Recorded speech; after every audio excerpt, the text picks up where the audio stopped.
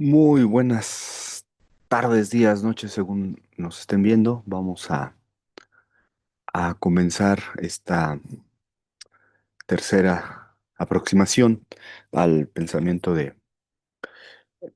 obra, figura del comandante Fidel Castro Ruz. En esta ocasión vamos a hablar de un tema controvertido en la medida en que requiere una cierta ascripción eh, ideológica, política, al mismo tiempo latinoamericana, pero también cubana, ¿no? Justo lo que hace pensar que Fidel es algo más que un pensador o un aportante al proceso cubano, que no queda ninguna duda de ello, pero también lo es, en cierto término, a los procesos o trayectos ideológicos latinoamericanos. Nos referimos a la figura del nacionalismo revolucionario. Esta compleja descripción que vamos a desarrollar a partir de el aporte que hace al proceso de construcción de la soberanía, es decir, a la soberanía como el gran eje, el gran corazón del proyecto político. Ahí existe una larga bibliografía que ubica claramente a Fidel como parte de una herencia, no solamente por su adscripción al Partido del Pueblo Cubano, al llamado ortodoxismo, que tiene todo el lenguaje, tiene todo el estilo, tiene toda la manera de pensar al nacionalismo revolucionario, es decir, la categoría de pueblo como y no la de clase y no la de ciudadano. O sea, sería la primera gran distinción del nacionalismo revolucionario. La centralidad de la idea de nación-estado o de la unidad nación-estado, de la necesidad de que la nación eh, forje un estado, y que claramente esto se va a diluir con la ascripción, parecería diluirse o parecería superponerse con la adscripción socialista de la Revolución Cubana. Y después el compromiso claramente con el complejo institucional que significa la Unión Soviética, ¿no? Particularmente a partir de la década de 1970. Esto es mucho más claro y es parte de las discusiones que están atravesando todas las visiones contemporáneas de la historia de Cuba. Pero no nos interesa discutir aquí con la manera en que se piensa esa dimensión histórica del Estado cubano, no porque no sea importante y no porque Fidel no contribuye en él, obviamente contribuye de manera decisiva en él, pero nos interesa más bien problematizar como parte de una estela mucho más amplia, de una estela mucho más rica para el resto de interesados en el gran proceso de la liberación nacional.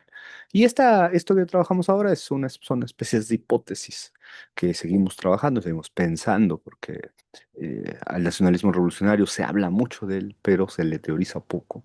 Es decir, se le ubica como fenómenos aislados de manera nacional, ¿no? Y es que el nombre da a esa posibilidad, pero definitivamente si hay algo que no es nacional, es el nacionalismo revolucionario, porque el nacionalismo revolucionario, tal como nosotros lo entendemos, eh, implica una condición de posibilidad de surgimiento, afirmación, consolidación, desarrollo de estados, pero de estados soberanos, pero esos estados soberanos no se pueden dar en aislado. Es decir, es una gran contradicción porque el nombre parecería el aislamiento, el nacionalismo como aislamiento, pero es justamente lo contrario, ¿no? La premisa para que el nacionalismo revolucionario sea tal, funcione, opere, es su condición regional, al menos en el caso de América Latina. Vamos a ver justamente el salto que no queda exclusivamente en América Latina. Tal manera que vamos a traer aquí algunas ideas para ir avanzando. La primera de ellas, bueno, pues tiene que ver con la soberanía como clave política, ¿no? La soberanía como el gran problema, el gran dilema, el gran motivador, el gran movilizador de la acción política. No podemos pensar la acción política sin la soberanía. Y en Fidel hay una tensión muy interesante en torno a quiénes son los soberanos, ¿no?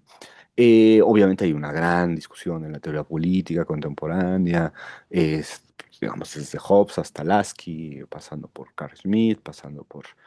Prácticamente no hay pensador político que no pueda referirse a la soberanía, que no que no deje de referirse a la soberanía como la clave política, ¿no? Y hay un Fidel nacional revolucionario, ¿no? No solamente hay un Fidel nacional revolucionario por esta ascripción ideológica inmediata, pero hay un Fidel nacional revolucionario por su contacto con tradiciones latinoamericanas. La del Bogotazo es muy clara.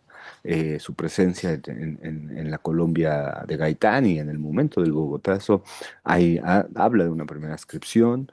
El vínculo con la Revolución Mexicana, el vínculo con Cárdenas, el vínculo con el ejercicio político, incluso del Estado mexicano, postrevolucionario, que está atravesado por esta lógica nacional revolucionaria, aunque no sea ya la dominante.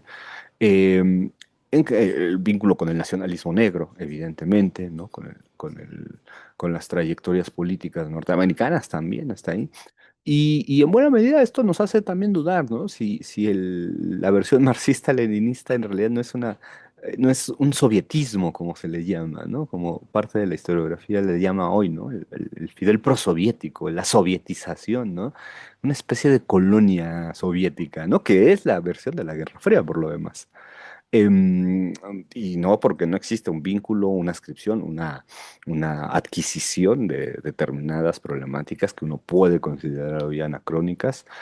Por ejemplo, los métodos de trabajo, de planificación, todo ese lenguaje muy, efectivamente, muy proveniente del mundo soviético, pero, pero creo que excede ese problema, ¿no? Creo que excede ese problema y ubica la soberanía como el gran motor, ¿no? Y sobre todo porque aquí la soberanía en Fidel no es pensada como aislamiento, ¿no? Aquí es un nacionalismo revolucionario, no es aislamiento.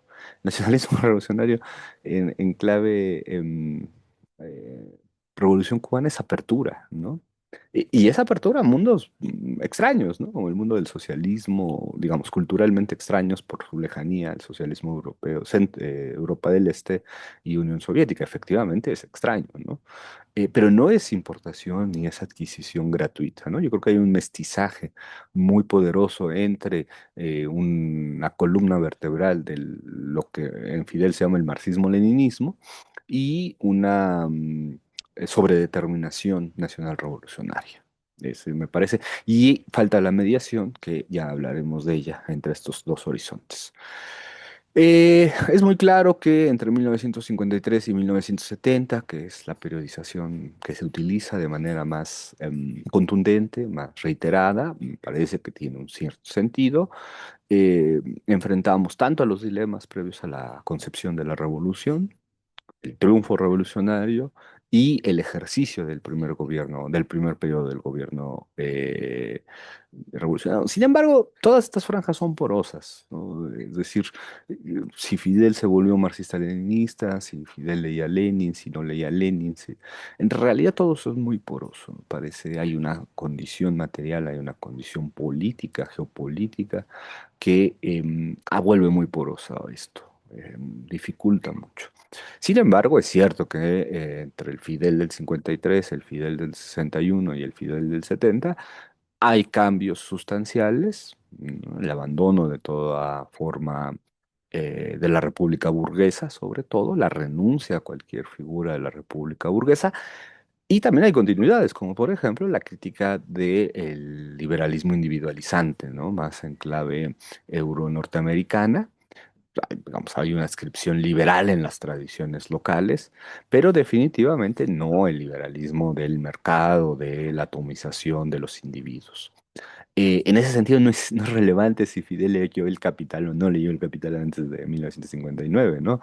Lo relevante es que hay una condición material en donde los países de América Latina enfrentan el dilema de cultivar formas liberales al estilo del individualismo reinante, caóticas, dispersas, dispersantes, o proceder a figuras, formas de otro nivel que no sea ese liberalismo, ¿no? Y claro, ahí está la disputa justamente, cómo superar el liberalismo. Es decir, el nacionalismo revolucionario no es otra cosa que la versión latinoamericana de la superación del liberalismo anarquizante que pulveriza los intereses, los programas de los pueblos y, por supuesto, de las élites. Y que los vuelve no solamente... em, proclives a una debilidad estructural, estructurante, como puede ser la de la dependencia y el subdesarrollo, sino que además los vuelve fácilmente cooptables, vuelve a los países fácilmente intervenibles cuando priva este liberalismo individualizante, tanto las masas, ¿no? En los pueblos, como en las élites, ¿no? Eh, y aquí lo que se presenta es un nivel mucho más avanzado del ejercicio de la soberanía. Digamos, las dos grandes patas que tendría todo programa nacional revolucionario en su ideal sería procurar la soberanía nacional, entendida como una soberanía efectivamente que cuide el territorio, que se ancle en el territorio, una soberanía que proteja, por supuesto, los límites de esa capacidad de la autoridad y también la soberanía popular, ¿no?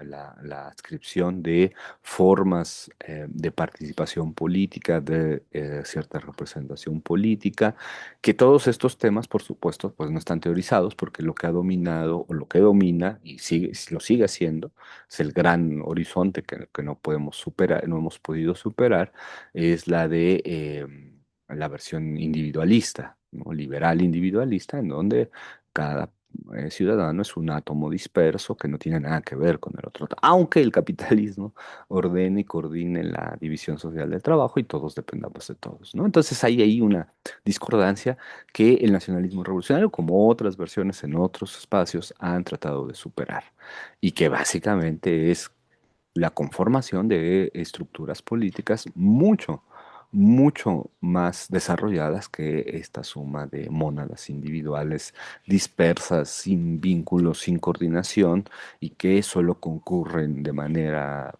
esporádica al proceso electoral a contar un individuo un voto, ¿no? No es porque esto no sea importante, evidentemente es una conquista y es un logro histórico que estaba vedado no hace mucho tiempo por lo demás, pero indudablemente tiene grandes límites. Tiene límites, entre ellos el más claro, el que tiene que ver con las condiciones de la república burguesa, que las decisiones y los resortes del poder pues no se encuentran ahí, ¿no? Las decisiones trascendentales para la vida de los pueblos se toman en otro lugar, que no es en la suma de esas individualidades, ¿no? Entonces está esta ambivalencia. Y bueno, un poco la pregunta con el Fidel de los primeros años, sobre todo, me parece que entre 1953, efectivamente, bueno, más claramente entre 1959 y el avance de los años 60, vamos a ver a este Fidel nacional revolucionario. Y aquí hay que ser muy cuidadosos, ¿no? No es un Fidel nacionalista en el sentido de que privilegia a Cuba, ¿no? No es un sentido nacionalista en el sentido de la superioridad cultural, política, ¿no? Eso es muy importante. Ni siquiera es un nacionalismo que piense en un cierto encierro, ¿no? En un aislamiento, en una autosuficiencia, ¿no? No. El nacionalismo revolucionario es la capacidad soberana de decisión sobre del destino de una comunidad, ¿no?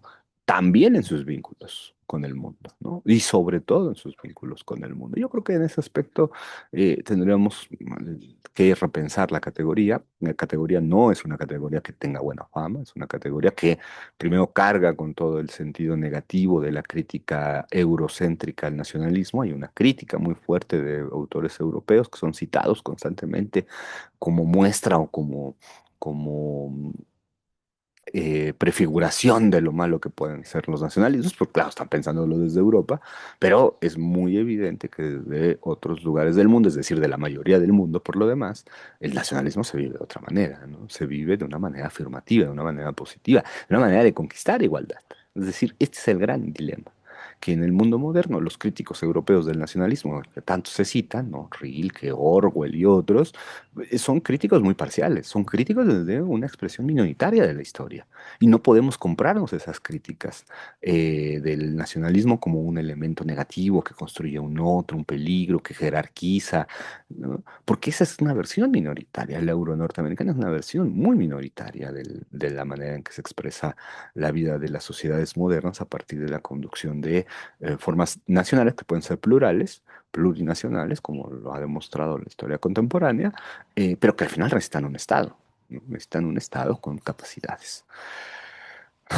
El primer Fidel, el Fidel de los años 50, es un Fidel donde la soberanía es el gran horizonte político del tiempo, ¿no? El Fidel eh, nacional revolucionario, siempre entre 59 y 61, es muy claro que pone aquí algunos elementos fundamentales, ¿no?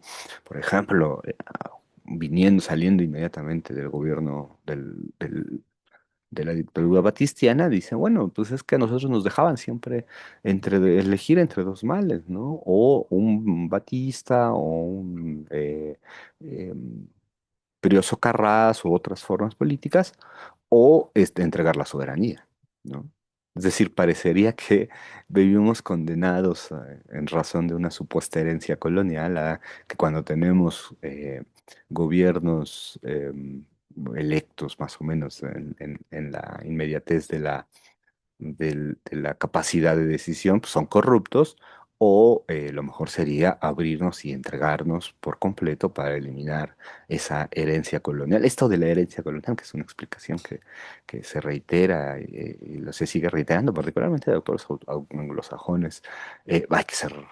Hay que ser críticos con ella. No hay ninguna herencia colonial cultural que nos lleve nos haga percibir de la corrupción. Lo que hay es una integración subordinada del mercado mundial donde unas élites funcionan como con las correas de transmisión, los puentes, los mediadores entre la civilización del despojo capitalista y condiciones natural sociales de las cuales se obtiene algún tipo de excedente, ¿no? No hay herencia colonial en ese sentido. Hay herencia colonial en otros sentidos, pero no en esta de la corrupción. Em, Dice Fidel, la soberanía del país es el derecho del pueblo a regir sus propios destinos. Es decir, es que esto no lo podemos olvidar, ¿no? No podemos nosotros construir visiones críticas del mito nacional revolucionario, como le gusta a las y los amigos hacer, pero en realidad no es un mito, es un mito en el sentido mariateguiano, es un mito movilizador, es un mito que articula horizontes, es un mito que finalmente entrega dignidad, entrega posibilidad, ¿no? Entonces esto es muy importante, ¿no?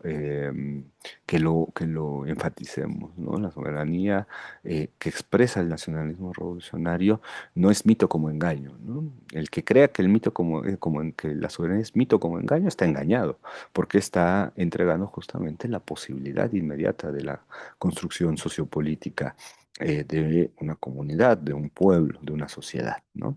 Y ahí es muy interesante porque Fidel reconoce una desventaja cuando dice, nosotros no tendremos la bomba atómica, pero tenemos la razón. ¿Y cuál es la razón? La razón no tiene que ver con un horizonte cultural de un pueblo adelantado, tiene que ver con la decisión la conducción del propio destino, ¿no? Ahí está la razón. Esa es la razón de las sociedades modernas, la razón de los pueblos es tener soberanía, ¿no? Algún grado de soberanía y no fuerza, ¿no? Efectivamente, uno puede pensar que los Estados Unidos son un país soberano porque tienen fuerza militar, pero en realidad, si lo pensamos bien, carecen de soberanía popular. No son el pueblo norteamericano el que elige ni la construcción, ni el destino de energía, ni el destino de dinero, ni el destino de capacidades técnicas a la construcción de armas. Entonces, aparentemente, naciones o estados nacionales con gran capacidad militar, que sería el grado máximo de la soberanía, en realidad lo que vemos es una neutralización de la soberanía popular, ¿no? No lo deciden ni deciden el uso, ¿no? Cuando Estados Unidos se embarca en guerras, pues no es el pueblo el que se está decidiendo embarcarse en esas guerras, ¿no? Entonces, ahí hay una vuelta de tuerca, porque entonces el índice mayor de soberanía no es necesariamente la fuerza militar, ¿no? Como tradicionalmente se cree que la soberanía es un país que puede defenderse, ¿no? Y ahí Fidel es muy claro, ¿no? La soberanía no es una gracia que se conceda, no es regalo, la soberanía no es regalo, la soberanía no es concesión, ¿no? La soberanía es derecho, es conquista de un pueblo que se reconoce como tal, ¿no? Puede ser que el conjuntos sociales no se reconozcan como pueblo y bueno, tendrán su... el problema es que van a quedar atrapados en la vorágine del mercado mundial que expolia, extrae, ¿no? Destruye. condiciones materiales de reproducción de la vida, que es, como se sabe desde Marx, el trabajo y la naturaleza, ¿no? Es decir, la soberanía es una manera en que las poblaciones logran contener esa máquina expoliadora del capital respecto a las condiciones de vida. Eso no se nos puede olvidar. La soberanía no es deseo de gobernarse per se, deseo de gobernarse en función de las condiciones materiales de vida, ¿no? En contra del expolio de esas condiciones, de la destrucción radical de esas condiciones de vida que puede generar el capital, ¿no? Bueno, y ahí Fidel explica que toda forma de agresión pues, tiene que ver con la revolución, porque la revolución sería el punto máximo de la soberanía. No solamente porque es el punto máximo en donde el pueblo puede expresarse, sino además porque es el punto máximo en donde se decide el destino, ¿no? No habría mayor autoconciencia en un pueblo que en una revolución, ¿no? Con todo lo caóticas que son las revoluciones, ese sería el punto máximo de la autodecisión del gobierno, ¿no? Y ahí es muy interesante porque ahí viene la adscripción revolucionaria de esta forma del nacionalismo, ¿no? Dice Fidel en un discurso del 59, dice, bueno, nos están atacando, ¿y cuál es la explicación? Bueno, hemos hecho leyes revolucionarias, dice, que perjudican privilegios nacionales y extranjeros, ¿no? Dice, hacer leyes, hacer legalidad. Es un acto soberano, es un pueblo que decide ordenarse de una manera. Claro, dice, ahí está el problema del privilegio. Fíjense, es muy interesante porque el nacionalismo revolucionario, esta es una de las razones por las cuales un sector muy importante de la tradición marxista, el sector más eurocentrado, el más proclive al marxismo occidental, o al trotskismo, no le gusta el nacionalismo revolucionario. Bueno, en parte es porque no aparece el horizonte de clase de manera inmediata. Fidel no está diciendo aquí estamos copiando a la burguesía, ¿no? Lo que está diciendo es a los privilegios. Sí, es decir, el nacionalismo revolucionario tiene como eje una aspiración absolutamente plebeya de desmontaje de los privilegios. No es a la clase per se, no es a un grupo específico llamado los burgueses, los proletarios, es al privilegio. Em, y esto lo vamos a encontrar en muchas citas que uno puede ir rastreando entre 59 y 61 particularmente, ¿no? Vean ahí, ¿no? La lucha revolucionaria es por eso una lucha por la afirmación plena de nuestra soberanía.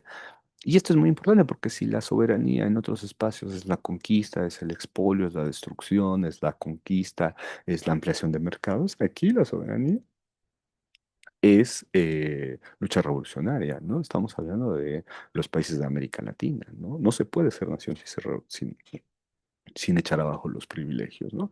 Y esta es una condición ni de herencia colonial española versus la racionalidad del mundo anglosajón, como nos lo venden los historiadores ingleses de Oxford y de Cambridge y de todos estos lugares, eh, sino que es una incorporación de los territorios al mercado mundial en donde las naciones no son tal, las naciones se vuelven bajo el esquema liberal oligárquico, puras mediaciones, puras correas de transmisión entre condiciones materiales de vida, es decir, naturaleza, y un mercado mundial que está desplegando la subsunción formal y real del proceso de trabajo mediante formas automatizadas.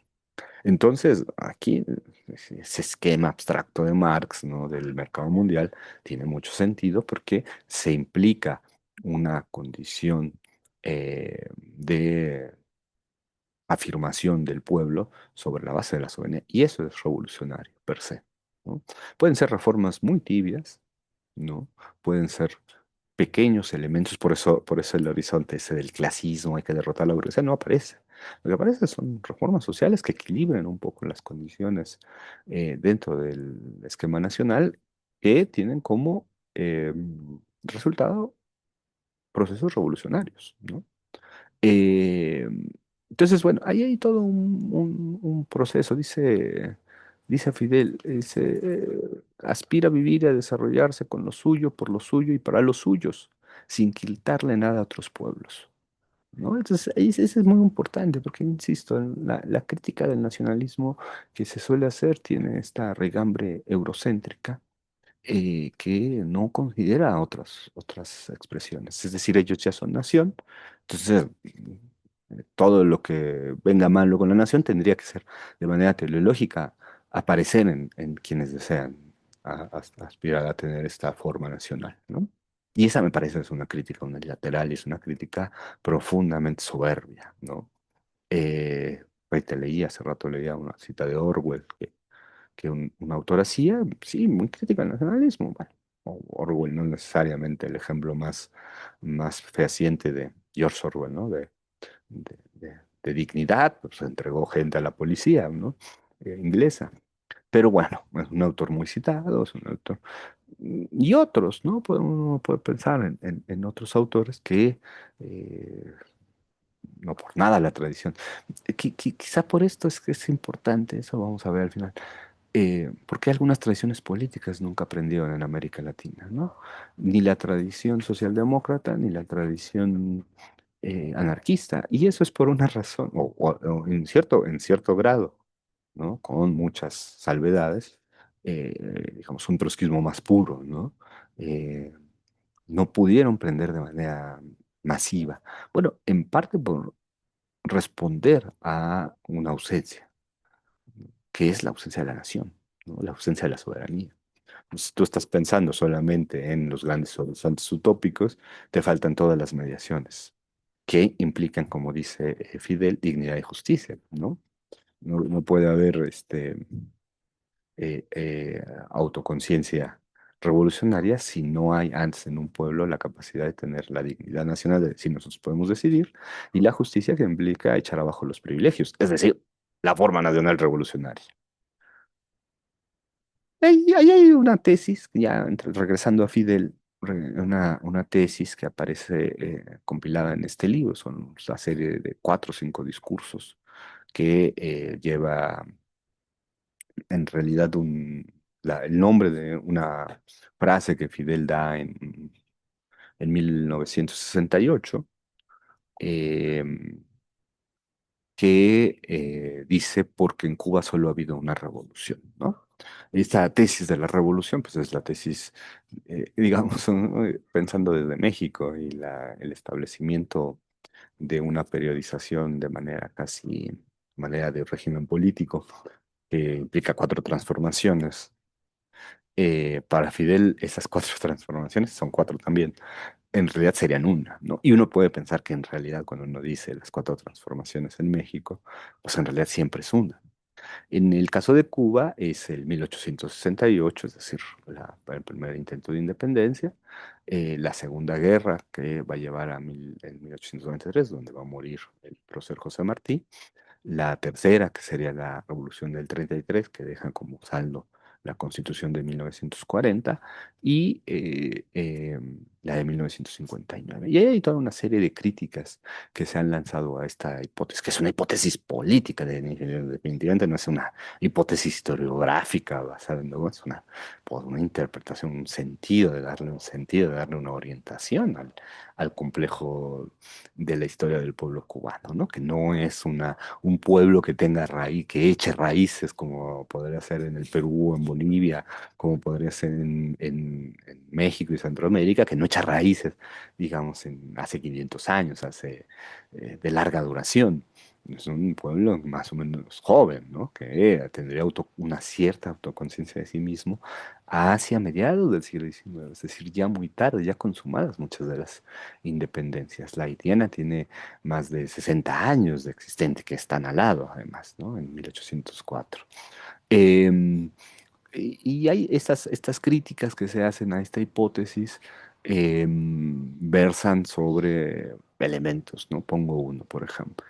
Se critica que Fidel en realidad siempre dijo que el objetivo era restablecer la Constitución del 40 y terminó en realidad forjando una nueva Constitución, ¿no? Que se va a verificar y hacer válida hasta los años 70, pero que en realidad las primeras leyes revolucionarias, estatutos que rigen el orden jurídico, anulan la Constitución del 40 muy pronto.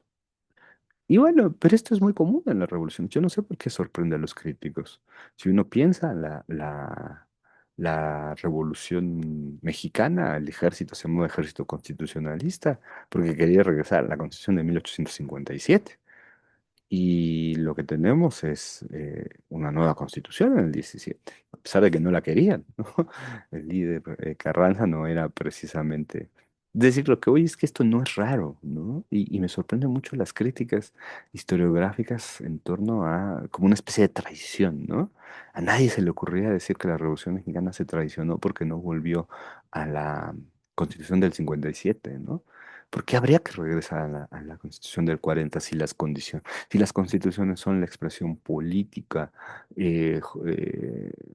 o la expresión jurídica de una condición política, ¿no? Las leyes tienen sentido porque son relaciones sociales, no porque sean autónomas de esas relaciones. Y algo cambió radicalmente en 1959, 61. Como el restablecimiento del orden de 1940 parece un poco un sinsentido. Eh, y sin embargo es una de las críticas más duras que se hace, ¿no? Efectivamente, historiográficamente, cada uno de estos momentos tiene grandes dificultades. En 1868, quienes inician en Cuba, y esto está muy estudiado, pues tienen un crisol de visiones sobre lo que debería ser la sociedad cubana, si había que separarse de España, si había que anexionarse a Estados Unidos, qué hacer con la esclavitud. Por supuesto que hay ahí muchos problemas, ¿no? Fidel lo reconoce en algún momento, ¿no? El problema de la esclavitud, llama racial, pues divide a esta, y una de las razones por las que no triunfa es eso, ¿no? Eh, la de 1893, bueno, ya tiene otras condiciones, entre ellas una derrota, y muchos de los participantes de la Primera Guerra, de la Guerra de 10 años, están participando. La de 93. La de 33 es interesante porque la de la 33 ha dejado una estela muy importante de reflexiones que no aparecen en Fidel, ¿no? Eh, a pesar de que se reconocen algunas de estas figuras, sobre todo a Guiteras, no por nada la central eléctrica se llama Central Antonio Guiteras, pero Fidel es débil la presencia de la revolución del 33. Es muy, muy, muy débil la presencia del 33. Hay muy pocas menciones, hay muy pocas referencias. Contrasta porque 59 se lee mucho en la intelectualidad cubana, en alguna intelectualidad cubana, un sector importante respecto a la revolución del 33.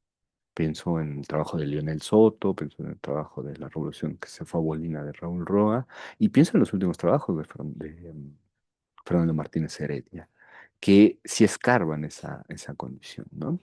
Y finalmente la revolución del 59, ¿no?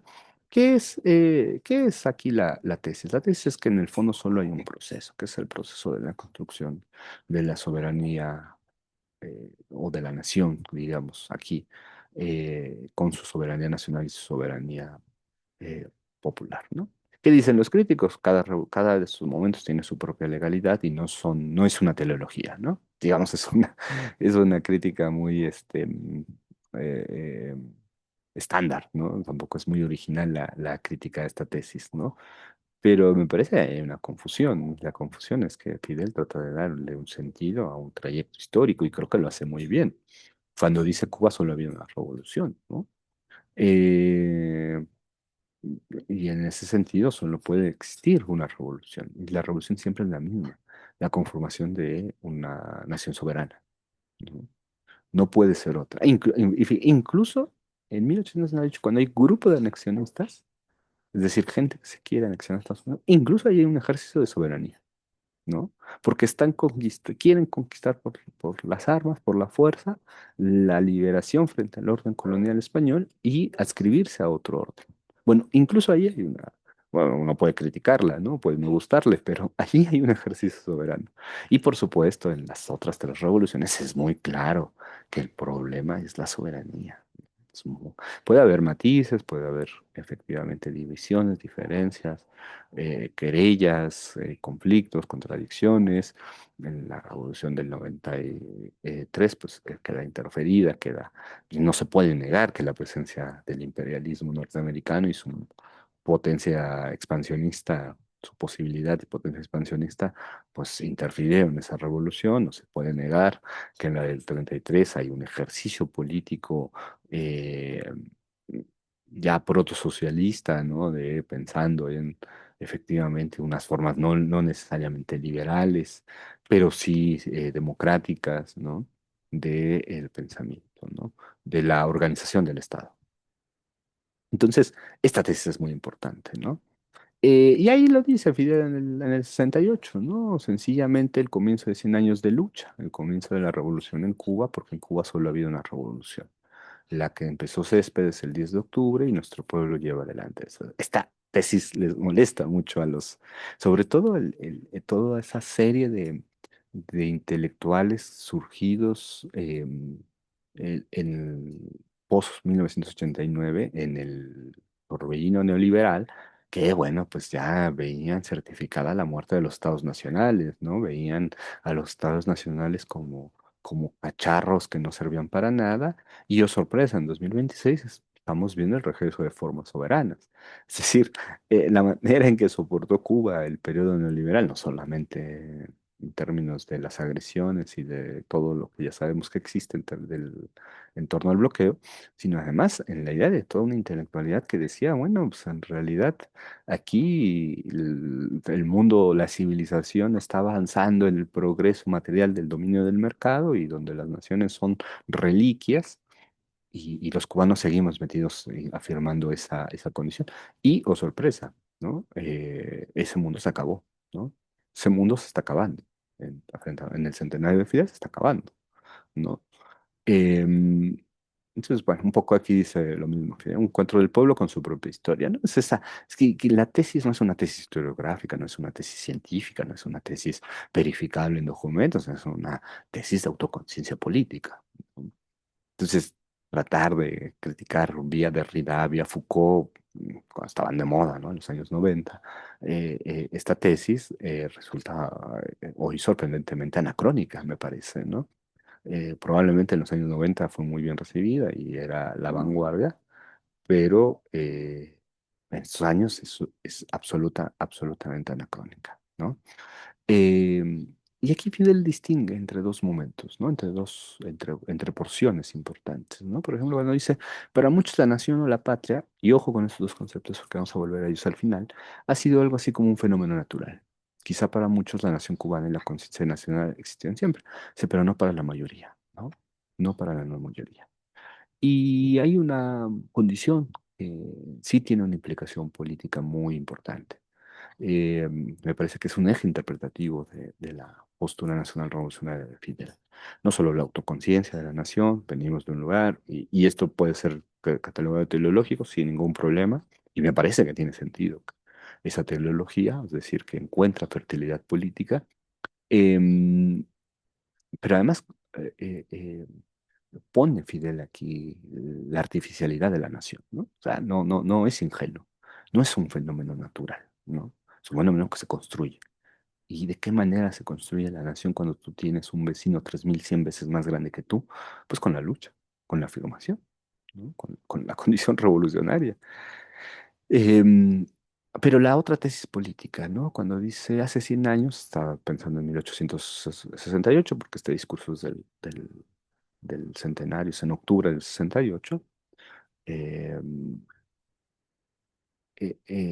dice Fidel, ¿no? Era una masa abigarrada, constituida en primer término por los ciudadanos de la potencia colonial que nos domina. O sea, no es ingenuo. O sea, obviamente sabe que en 1868 no se estaba prefigurando 1959, ni mucho menos, pero me gusta la idea de la masa abigarrada, ¿no?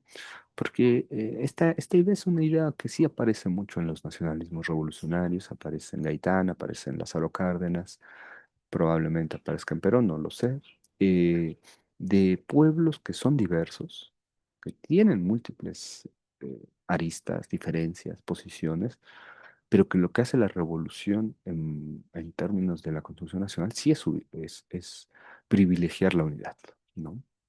Y esto cuesta mucho trabajo ante esta andanada contemporánea, ya en declive, pero presente todavía, que los pueblos son diversos, que las minorías son lo que prima, que las democracias es darle a muchas minorías poquito, la versión liberal gringa, ¿no? Del neoliberalismo.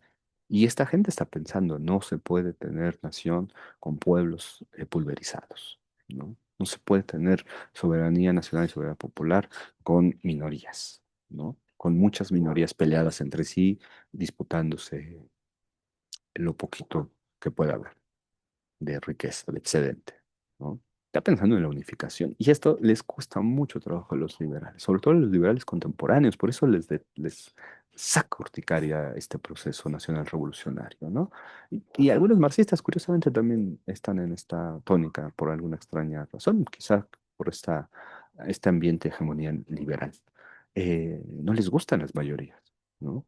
Y las mayorías no implican uniformidad ni unanimidad, las mayorías implican unidad política, conciencia de lo que es importante, ¿no? De lo que se tiene que privilegiar, de lo que va primero.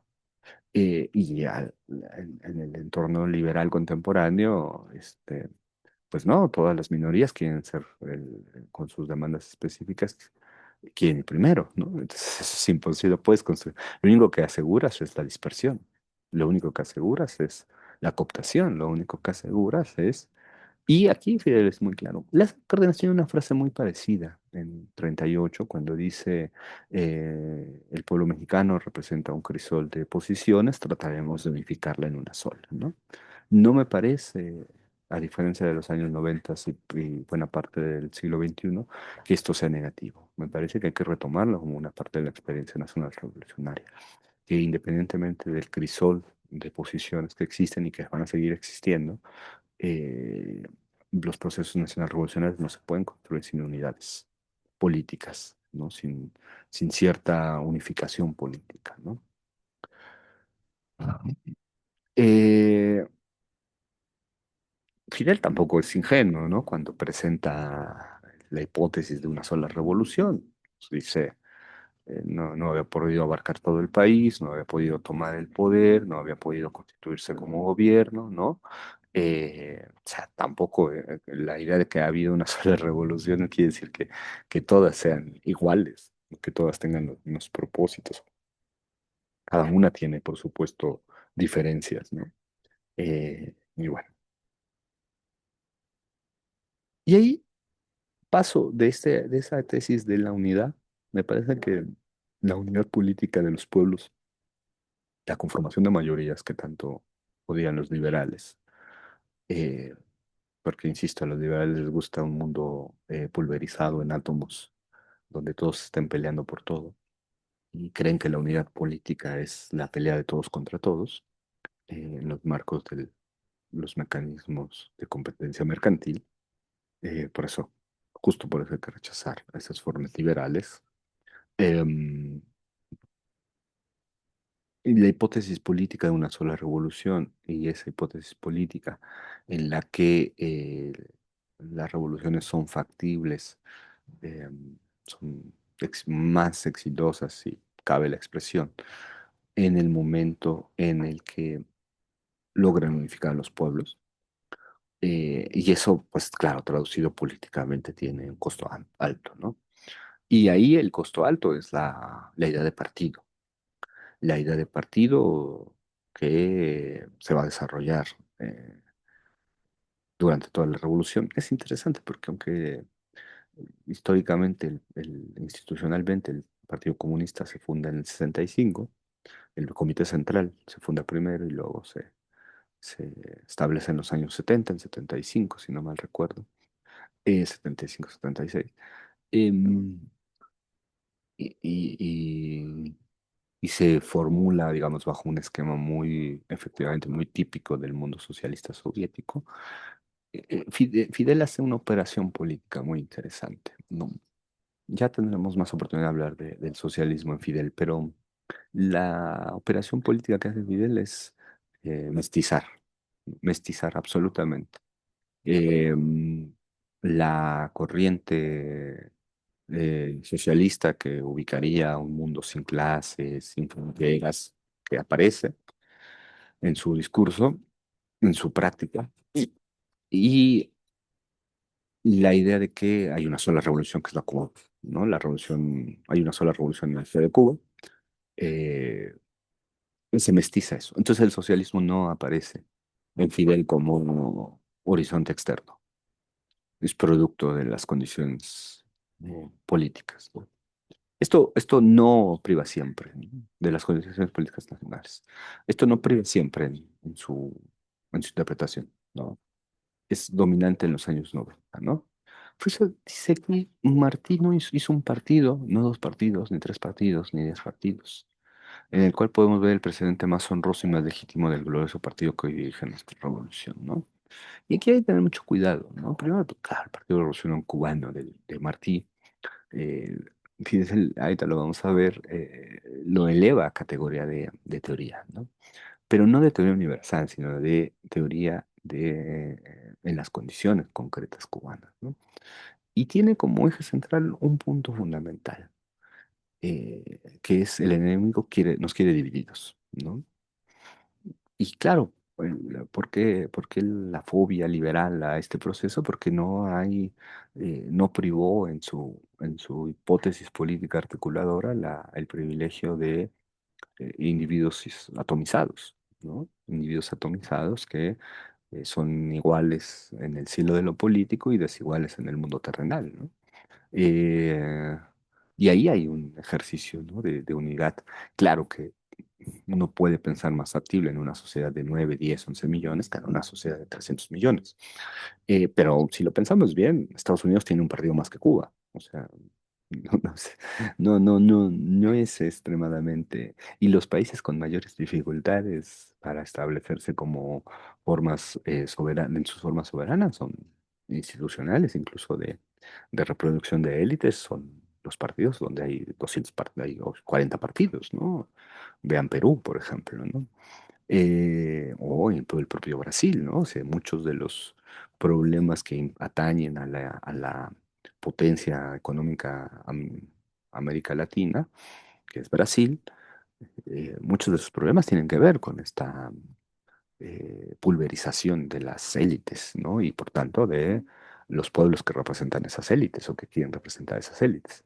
Entonces, aquí hay una conexión del nacionalismo revolucionario, ¿no? Frente a la hipótesis liberal de que el nacionalismo revolucionario es totalitario, es y como es la palabra de moda, iliberal. No, es que no se trata de buscarles conceptos supuestamente legítimos per se, que no lo son, producidos allá en quién sabe dónde en Europa, y entonces reprobar a nuestros procesos políticos porque no se ajustan a sus visiones, ¿no? Lo que hay una necesidad política. ¿Qué necesidad política es esa? La de la unidad. Es decir, no hay nacionalismo revolucionario, no hay nación incluso, sin unidad, ¿no?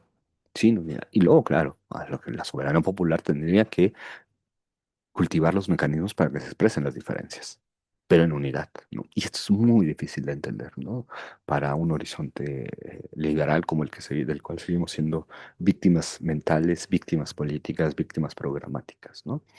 La democracia, la libertad, todo eso tienen que privar, por supuesto, pero al momento del ejercicio soberano tienen que privar la unidad, ¿no?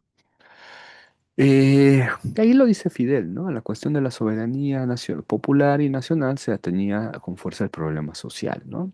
Y aquí ya, fíjate, que diga que hay una sola revolución no implica que no la distinga, ¿no? Habla de la revolución del 68, iniciada por los terratenientes, la del 95 por los campesinos. Es interesante porque él se salta la del 33, ¿no? En Fidel no aparece una reflexión muy, muy profunda, al menos en lo que yo he podido leer, no aparece una reflexión profunda de la del 33. Eh, Quizá porque eso comprometería, ¿no? Algunas dificultades pedagógicamente, dificultaría la explicación de algunos grupos que aparecen en un lugar y luego aparecen en otro, en las ambiguas coordenadas políticas que apenas 20 años, entre 33 y 53, ¿no? Dicen 53 ya existe una clase obrera que es portadora, bueno, esto claramente es deudor del compromiso con el marxismo-leninismo, pero me interesa lo otro, ¿no? Eh, sí está viendo la soberanía popular y nacional, pero sin desatender el problema social, ¿no? Bueno, y ahí el último giro que da, ¿no? Esto, Rafael Rojas lo ha trabajado bastante, no es el único, pero lo ha trabajado bastante, por él, ¿no? Este español que ha escrito mucho sobre Cuba también.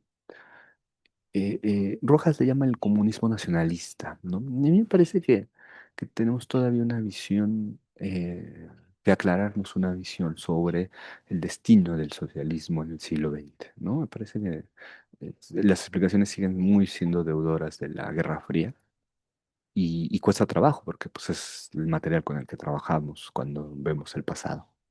Eh, yo creería que no hay un nacionalismo infidel, un sovietismo y luego una vuelta al nacionalismo revolucionario. Yo creo que el nacionalismo revolucionario es una beta permanente en la Revolución cubana. No fue la dominante durante las décadas más famosas, los años 70, los años 80, y claramente resurge en los años 90, ¿no? Pero no resurge al nombre del nacionalismo revolucionario, sino surge a nombre del socialismo y de la independencia nacional. Y esto me hace a mí pensar justamente que el nacionalismo revolucionario no es una versión extraña, no es esa caricatura que construyeron los ultraizquierdistas marxistas del nacionalismo burgués, ¿no? Entre otras cosas porque no hay burguesías, pero sí hay necesidad de nación, ¿no? Y entonces ahí es el giro que da Fidel es muy interesante porque reclama nuevamente la paternidad en el horizonte cubano, ¿no? Martí hizo un partido antes que Lenin, le dice en el quinto congreso, ¿no? El quinto congreso del PC cubano, en 97, es muy importante porque certifica efectivamente, como dice Rojas, Rafael Rojas en algunos, en casi todos sus libros posteriores a esta época, eh, sí certifica este regreso, ¿no? Y al certificarlo abre la posibilidad, pues, a revalorar experiencias como la del 33, justamente, ¿no? De pensar un socialismo ya no como diálogo con el mundo, porque el socialismo en el mundo está acabado, sino el socialismo como una necesidad propia de las condiciones. Claro, no es una hipótesis extraña, ni es una hipótesis que deberíamos de desechar, ¿no? Es una hipótesis política con legitimidad. Aparece en las tesis del socialismo enraizado, aparece en las tesis de las transformaciones, por ejemplo, en México, si uno revisa cómo pensaban a las figuras independentistas todavía previas a la cubana en 1812, 11-12, lo que vamos a encontrar es una lectura socialista, por ejemplo, de los independentistas cubanos, de los independentistas mexicanos. Entonces, ni es rara ni es anómala, ni carece de justificación político-textual, ¿no? Es política y textual. Eh, entonces, esto nos abre una posibilidad de releer las historias nacionales cuando se quiere hacer actividad política. El mundo académico es otra cosa, muy minoritario, muy fragmentado y con mucha impotencia para traspasar sus propios muros, ¿no?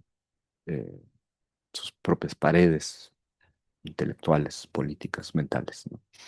Pero en el conjunto de las sociedades movilizándolas, efectivamente no es extraño y no es inocuo hacer estas relecturas, ¿no? Por eso el tipo, Fidel empieza una y otra vez, ¿no?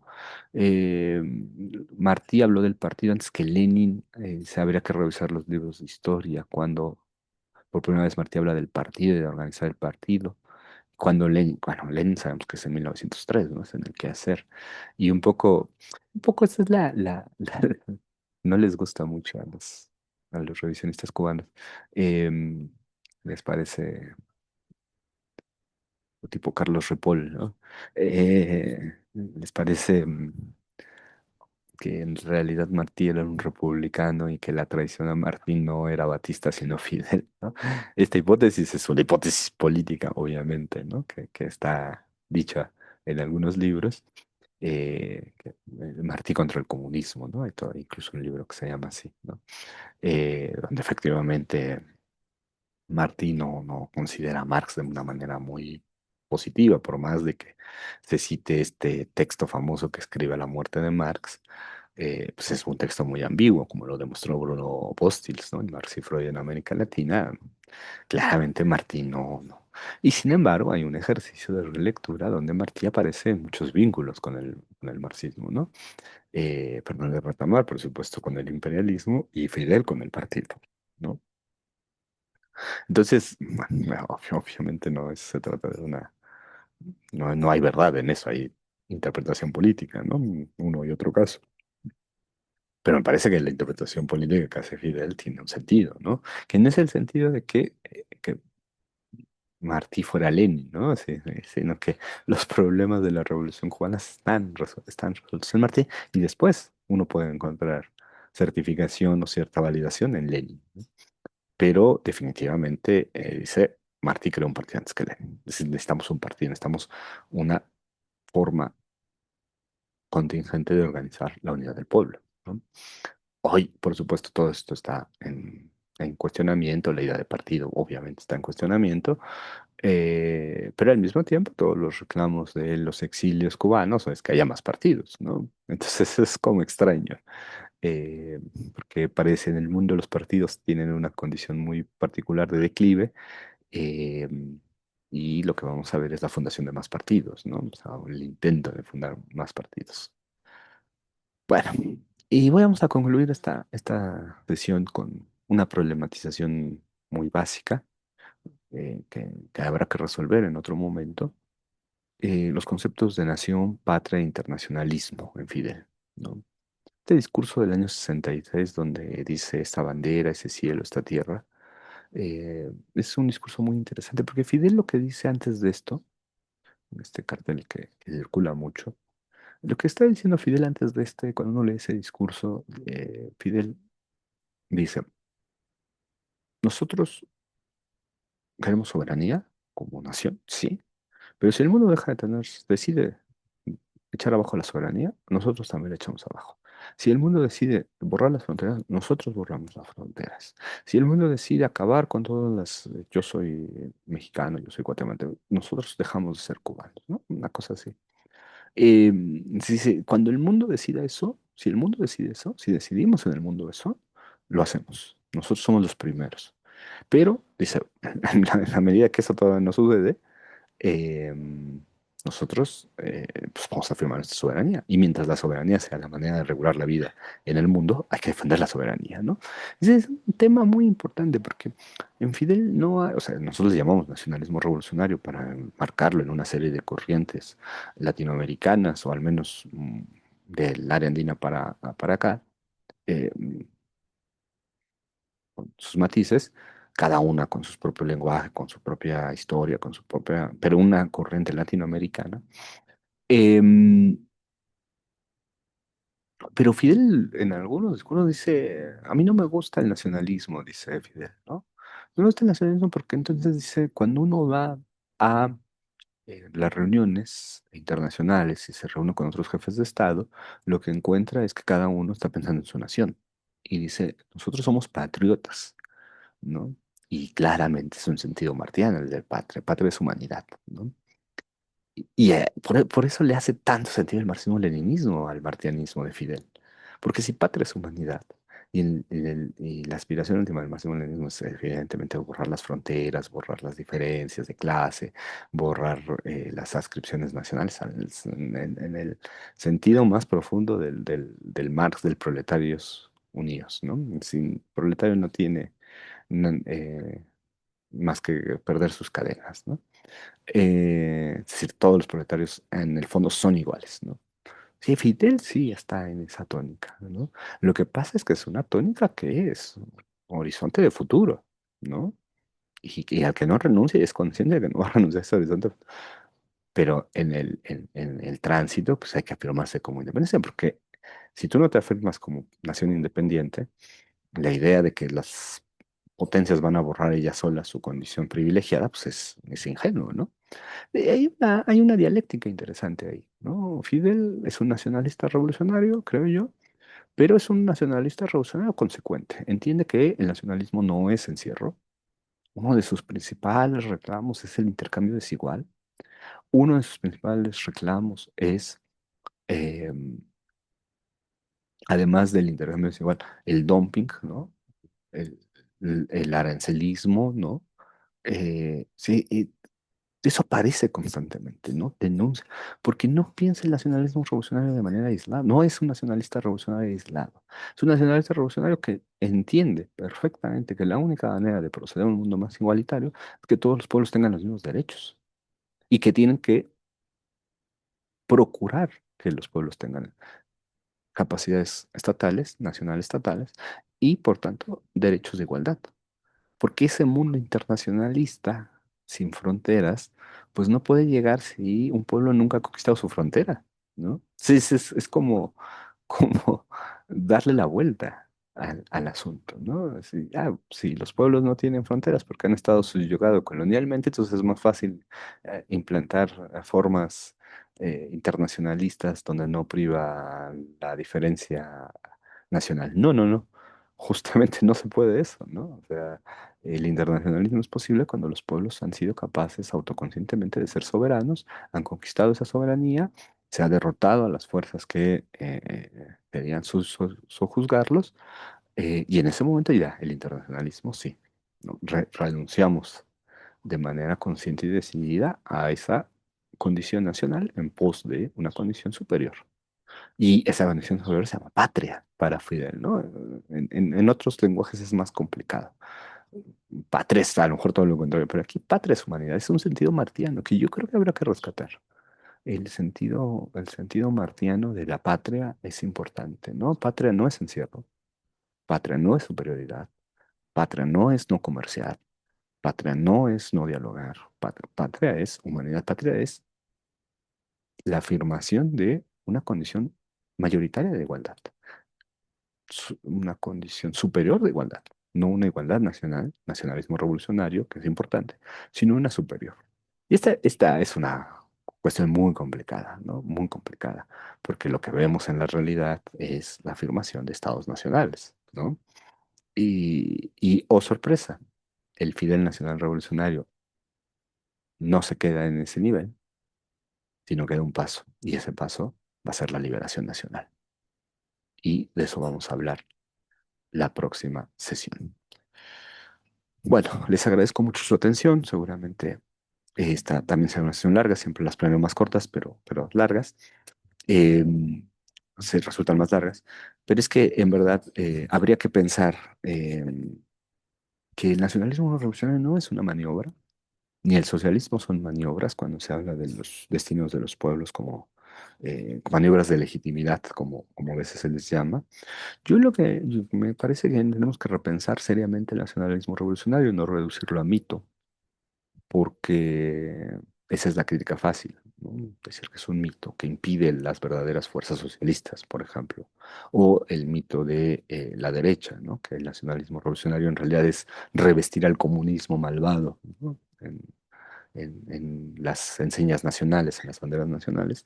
Yo creo que tendremos que pensar en el nacionalismo revolucionario, teorizar sobre él en las condiciones de una contradicción nacional entre élites, oligarquías, burguesías, proletariados, plebeyos, desplazados, campesinos. Me parece que el nacionalismo revolucionario se explica en una parte ahí.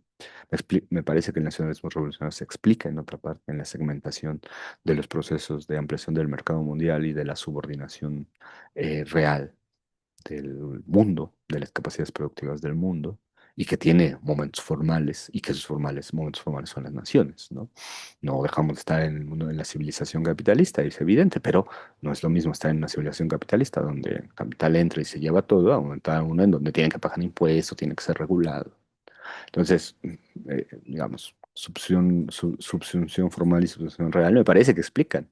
La crítica de la economía política explica el nacionalismo revolucionario.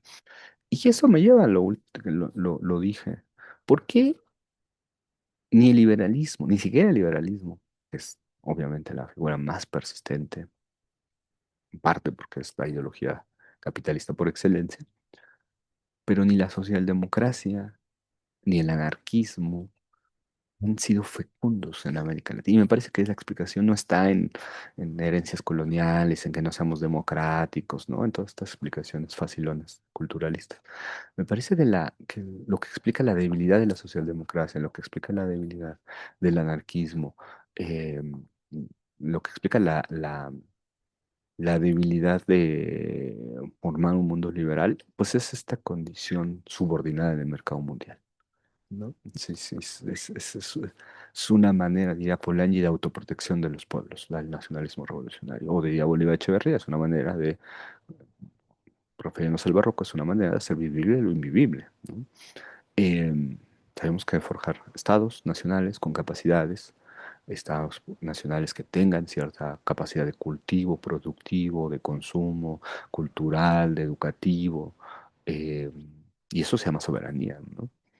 Esto no me parece como a veces como a veces se trata de referir críticamente al nacionalismo revolucionario por izquierda, como el mito burgués que engaña al proletario, no le deja ver su conciencia revolucionaria y su destino anticapitalista. Me parece que eso es absurdo.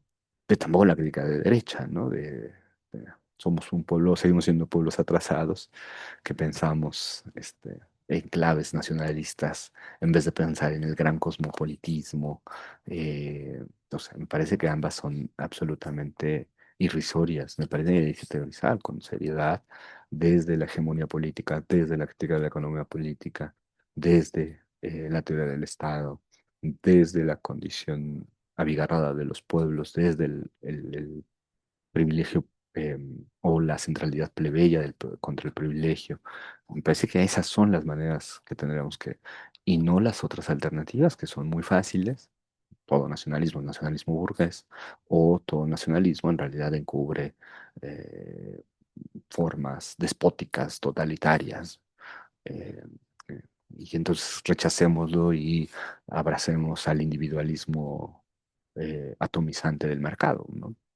Entonces, ni esa, ni una ni otra, ¿no? Me parece que hay que hacerlo mucho más serio, eh, más seriamente, al menos más convincentemente, porque estas no son convincentes, son fácilmente echadas abajo. Bueno, espero que hayan podido llegar hasta acá. Eh, Spoilers, para quienes van, esperan socialdemocracias como las europeas, pues no las va a ver. Quienes esperan liberalismos como el norteamericano, no lo va a ver. El tiempo presente, 2026, y de los próximos años, va a ser la recuperación, la transfiguración de estas viejas tradiciones nacional revolucionarias, aunque no nos gusten, no es cosa de gustos. Es decir, no bajo bandera del nacionalismo revolucionario, pero sí bajo bandera de soberanía popular y soberanía nacional como ejes rectores, como el corazón político de la sociedad de los próximos lustros, al menos. O eso pienso yo. Un saludo y espero que nos sigan acompañando.